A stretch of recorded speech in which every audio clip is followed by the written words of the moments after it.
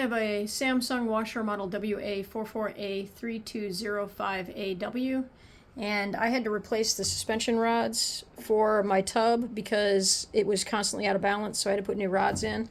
And I watched some other videos on how to access it, and I ended up removing screws I didn't need to for similar models, but they didn't have the exact model. So this is how to remove it for this model. There's rubber stoppers covering these screws in the front, so you need to remove that screw and that one on the other side.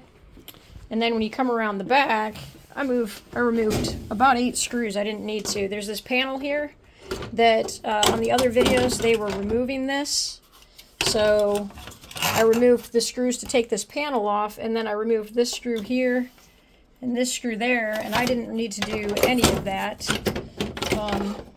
because you don't actually need on this model to remove this back panel. There was also a screw here and a screw there, and I didn't need to remove those either. The only thing I did need to remove was these. There are 2 screws here and 2 screws there. You have to remove those. And then there's a metal cover that goes right here. And there's 1 screw on the side of it. You can see right there. There's where the screw goes.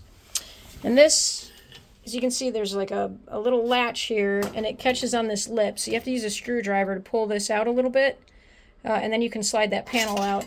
This panel just covers that, but when you do, you can't remove the cover for the tub. So you have to remove this panel and get it out of the way.